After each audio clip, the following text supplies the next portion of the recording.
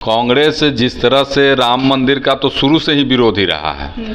आप देखेंगे उसका इतिहास तो राम मंदिर के प्रारंभ काल से आंदोलन काल का से ही विरोध कर रही है। कांग्रेस कह रही है बार बार कि जो समारोह है ये बीजेपी का समारोह, ऐसा लग रहा है कि राम के लिए नहीं, ये प्रधानमंत्री के लिए करवाया जा रहा है। और राम को काल्पनिक बताने का काम कांग्रेस ने किया, राम को अपमानित करने का काम उनके नेताओं द्वारा किया गया। प्रधानमंत्री देश के 140 करोड़ देशवासियों का प्रतिनिधि है। तो है 140 में 40 करोड़ को क्यों छोड़ रहे हैं? नहीं तो देश राम का है, राम में सभी को आस्था है, राम देशवासियों का है, राम में 140 करोड़ देशवासियों का आस्था है। कोई खिलाफ बोल रहा है क्या? ये भी एक सवाल उठ रहा है कि लगातार कि मंदिर अभी तक पूरी तरह से तैयार नहीं हुआ, जल्दबाजी, विपक्ष आरोप लगा रही है कि जल्दबाजी में करवाया जा रहा है। 2024 में चुनाव आने वाला है, सिर्फ वोट बैंक की राजनीति कर रहे हैं आप लोग। अस्पताल भी जरूरी है और प्रभु की आराधना भी जरूरी है, मंदिर भी जरूरी है। हम 22 तारीख को राम मंदिर की प्राण प्रतिष्ठा होनी है, जिसको लेकर के विपक्ष जो है उन्होंने कहा, कांग्रेस जो है उन्होंने कहा है कि वो नहीं जाएगी, क्योंकि ये जो समारोह है ये राम मंदिर का समारोह नहीं, ये बीजेपी का समारोह है।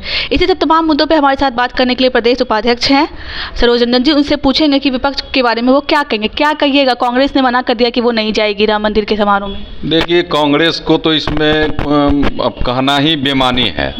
कांग्रेस जिस तरह से राम मंदिर का तो शुरू से ही विरोधी रहा है। आप देखेंगे उसका इतिहास तो राम मंदिर के प्रारंभ काल से आंदोलन काल का से ही विरोध कर रही है। तो राम को काल्पनिक बताने का काम कांग्रेस ने किया, राम को अपमानित करने का काम उनके नेताओं द्वारा किया गया।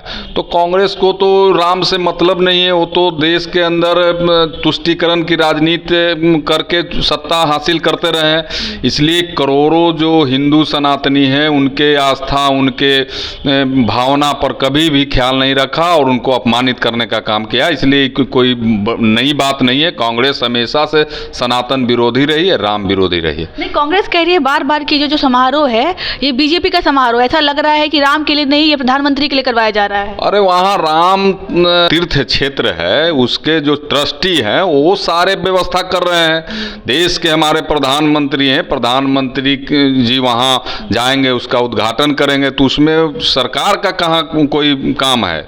सरकार के लोग उसमें नहीं हैं, उसके जो तीर्थ क्षेत्र के जो ट्रस्टी लोग हैं उस सारे काम कर रहे हैं। भव्य राम मंदिर का निर्माण हुआ है, उसका सारे तीर्थ क्षेत्र के जो ट्रस्टी हैं वो लोग कर रहे हैं, तो उसमें राजनीति कहाँ से है?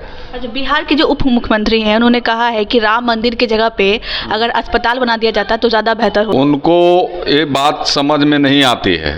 अस्पताल भी जरूरी है और प्रभु की आराधना भी जरूरी है, मंदिर भी जरूरी है। हम मंदिर में जब हर जगह अस्पताल से दवाई से थक जाते हैं तो भगवान से आराधना करते हैं। तो बीमार पड़ेंगे तो मंदिर थोड़ी जाएंगे, अस्पताल तो भगवान से आराधना करते हैं। सब जगह से आप थक जाइएगा तो भगवान के पास जाता है, और पहले भी भगवान के पास जाता है कि भगवान हे ईश्वर हमको अस्पताल नहीं जाना पड़े। इसलिए भगवान भी जरूरी है, अस्पताल भी जरूरी है। इनको समझ में नहीं आती है बात।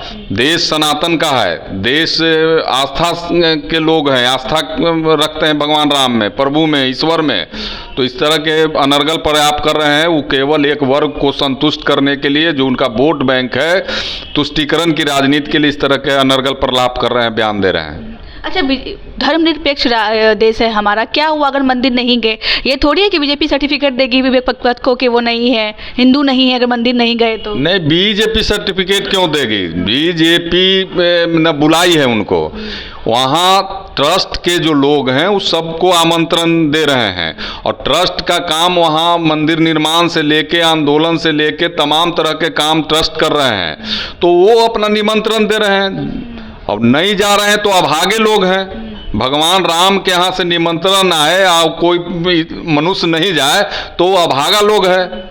ऐसे अभागों को बारे में क्या कहना? अच्छा, ये भी एक सवाल उठ रहा है कि लगातार कि मंदिर अभी तक पूरी तरह से तैयार नहीं हुआ, जल्दबाजी, विपक्ष आरोप लगा रही है कि जल्दबाजी में करवाया जा रहा है। 2024 में चुनाव आने वाला है, सिर्फ वोट बैंक की राजनीति कर रहे हैं आप लोग। नहीं, वोट बैंक वहाँ मैंने पहले ही कहा कि वहाँ के ट्रस्ट के जो राम तीर्थ क्षेत्र के जो ट्रस्ट है वो सारे विधि संबत, शास्त्र संबत वो डेट रखाया गया है उनको, जो हिंदू धर्म धर्म के जो सर्वश्रेष्ठ लोग हैं, जो अथॉरिटी हैं, वो तमाम लोग से राय विचार करके ही ने किए होंगे और कर रहे हैं। तो इस तरह के नुक्स निकालना, अच्छे काम में व्यवधान डालना, शुभ काम में कुछ न कुछ पेंच लगाना, ये विपक्ष की आदत हो गई है। उनको लग रहा है कि देश पूरा राम भक्त, राममय हो गया है। लोग राम के प्रति आस्था व्यक्त कर रहे हैं, श्रद्धा व्यक्त कर रहे हैं। पूरा देश एक तरह से दिवाली मनाने के जैसा माहौल इस देश में है। उनसे उनकी वोट बैंक की